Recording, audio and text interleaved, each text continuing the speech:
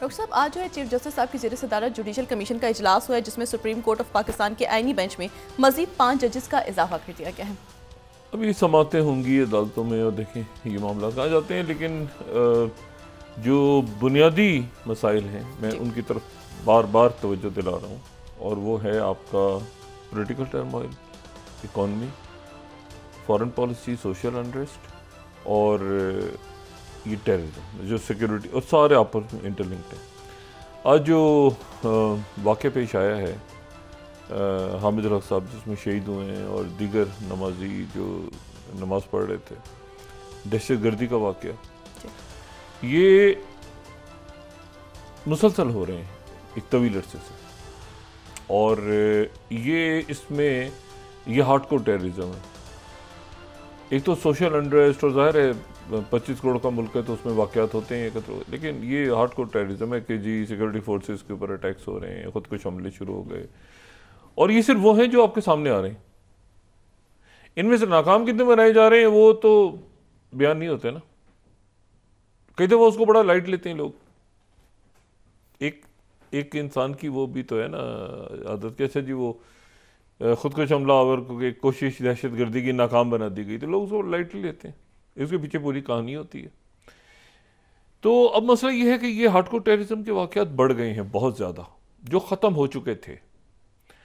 और ये यकीनन यहाँ से जो एक अचानक पुल आउट हुआ है यहाँ से अमेरिकन और नेटो फोर्सेस का अचानक पुल आउट, उसके नतीजे में ये जो है ये मतलब अंदेशा तो नहीं था कि ऐसा होगा, लेकिन ये है कि बहरहाल एक मामला शुरू हो गया, क्योंकि वो अमेरिका की तरफ से भी शायद बात आ रही है कि जी वो अपना छोड़ा हुआ असला लेके जाएंगे और क्या करेंगे, वो असला छोड़ के कैसे चले गए, मतलब है कि वापस कैसे जाएगा, कौन उसको यूज़ कर रहा है, क्या है। लेकिन ये है कि इसका फॉलोआउट पाकिस्तान पे हो रहा है, और हामिद हक साहब जो हैं वो मौलाना समीउल हक साहब के साहबजादे, और ये जो जामिया उलूम हक्कानिया, ये 1947 में इनके जो दादा यानी जो समीउल हक साहब के वालिद ने यहाँ पे कायम की थी, ये मदरसा कायम किया था, और ये दारुल उलूम देवबंद से जब यहाँ पे वो आ गए तो यहाँ पे उन्होंने काम किया था दारुल उलूम हक्कानी, और बड़े ज़बरदस्त इनके वालिद, उनसे बड़ी मुलाकातें रहीं, और वो जो है वो सेनेट के रुकन भी रहे, और वो उनका जो मदरसा है वो इस हवाले से एक उसका नाम ग्लोबल लेवल पे चला गया था, क्योंकि मुल्ला मोहम्मद उमर वहाँ पे ज़ेर तालीम रहे, फिर जलालुद्दीन हक्कानी, फिर सिराजुद्दीन हक्कानी, फिर मुल्ला अख्तर मंसूर, फिर काफ़ी शख्सियात जो हैं वो वहाँ पे उन्होंने तालीम हासिल की। इनके वालिद को भी शहीद कर दिया गया था 2018 में, और अब जो है ये आज इनकी शहादत हुई, अल्लाह ताला दर्जात बुलंद फरमाए। लेकिन बात बुनियादी वही है कि ये एक दिन की ख़बर है, और इसको हम नज़रअंदाज, बहुत सारी मामलात ऐसे हैं जिसको हम, ये 7 से 8 वाली ख़बरें नहीं हैं, 7 से 8 वाली ख़बरें वो हैं जो कि ये मैन मेड क्राइसिस है, ये वो मामलात हैं जो कि बिगड़ रहे हैं और जिस तरफ ध्यान हमारा नहीं जा रहा। कभी इतला आती है सिक्योरिटी फोर्सेस पे मामला, कभी इतला आती है बलोचिस्तान से कोई, कभी कोई इतला आती है कुर्रम से कोई। अब इनके आपस में क्या लिंक्स हैं, कैसे हो रहा है, क्या सुसाइड, देखिए ना, खुदकुश हमला है, ये आईडी भी नहीं है, खुदकुश हमला है। तो ये बड़ा एक अफसोसनाक और संगीन वाक़या है, और इसको मेरा ख्याल ये कि हम तो गुजारिश कर सकते हैं हमारे अकाबरीन जो है वो अपने अपने छोटे छोटे फरई मामला छोड़ के ज़रा ये बड़े मामला की तरफ ध्यान दें। दुनिया इस वक्त एक बिल्कुल, आप कहीं पर भी चले जाएं, इस कदर गैर यकीनी, कम से कम मैंने अपनी ज़िंदगी में नहीं देखी,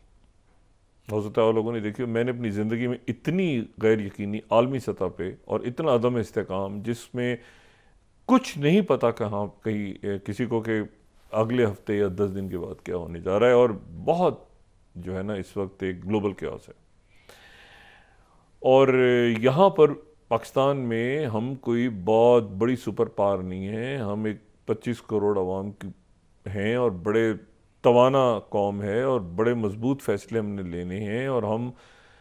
इस क्राइसिस से, इस अदम इस्तेकाम से अपने आप को निकालें जो कि मैन मेड क्राइसिस है। और ये 4-5 बुनियादी बातों की तरफ तवज्जो दें जो मैं बार बार कह रहा हूँ। देखिए, एक इंस्टिंक्ट होती है, मैं एक तवील अरसे से कह रहा हूँ कि, और बस एक इंस्टिंक्ट होती है ना, कि जो भी खत्ते और दुनिया के वाक़यात होंगे वो पाकिस्तान पे असरअंदाज होंगे, और वो होंगे। ठीक है, ये चगोस आइलैंड जो है और छोटा सा एक जजीरा किसी कोने में मौजूद है, तो उस वो दुनिया के हालात उस पर असरअंदाज हो रहे हैं। तो आप तो बहुत बड़ा मुल्क है, इसमें मैं बस कुछ कहना नहीं चाहता। अच्छा, मज़ीद इस बात पे कि बार बार मैं एक ही बात रोज़ रिपीट करूं। आज देखें, एक हिस्टोरिकल डे इसलिए है कि ज़ेलेंस्की की मुलाकात हो रही है थोड़ी देर के बाद यूक्रेन के प्रेसिडेंट ज़ेलेंस्की के प्रेसिडेंट ट्रंप से, और आज वो डॉक्यूमेंट साइन होने जा रहा है जिसको मुख्तलिफ नाम दिए जा सकते हैं। उसको एक कोई एग्रीमेंट भी कहा जा सकता है, उसको कोई डील भी कहा जा सकता है, या उसको कोई सरेंडर डॉक्यूमेंट भी कहा जा सकता है, क्योंकि जो कल इससे पहले जो मुलाकात हुई है बरतानवी वज़ीर आज़म की, मैंने ये बात की थी कि बरतानवी वज़ीर आज़म जो है एक मकबूल अपने यहाँ के वज़ीर आज़म हैं, अभी इलेक्ट हुए हैं कुछ अर्सा पहले, लेबर पार्टी वापस आई है, और वो उन्हें किसी तरह से भी शायद अंदाज़ा नहीं था कि ये सूरत हाल डिवेलप होगी बरतानिया में अचानक।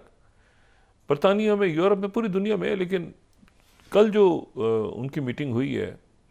बरतानवी वज़ीर आज़म कीर स्टारमर की,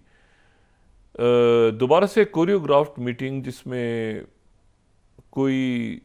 एक भी बात ऐसी नहीं है जो कि बरतानवी वज़ीर आज़म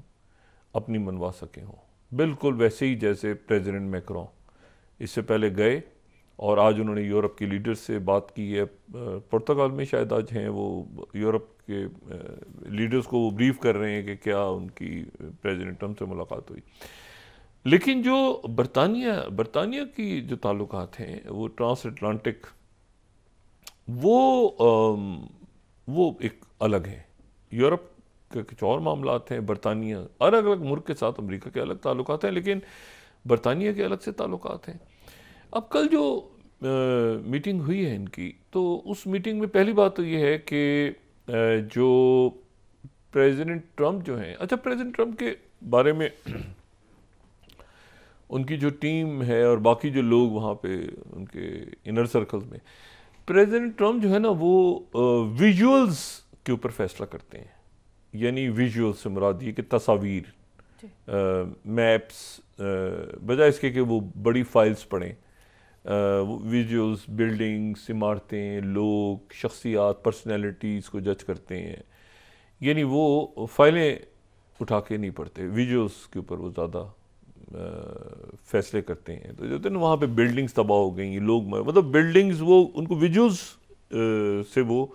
जो है वो ज़्यादा मुतासर होते हैं, बजाय इसके कि उनको एक फ़ाइल पढ़ के कोई कहे कि जी फ़ाइल तो पढ़े ना आप, ये नहीं, ऐसा नहीं है। मतलब उनकी पर्सनैलिटीज़ होती हैं, मतलब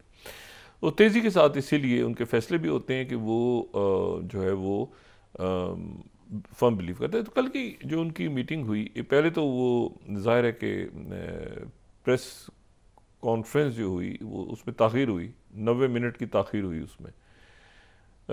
और इजीनेस नहीं थी कमरे में। और मुलाकात के दौरान जो है वो प्रेसिडेंट ट्रंप ने जो है वो अपने साथ जेडी वेंस को और मार्को रूबियो को वो बिठाया हुआ था। और ज़ाहिर है कि एक मौके पे ये बड़ा रेयर होता है कि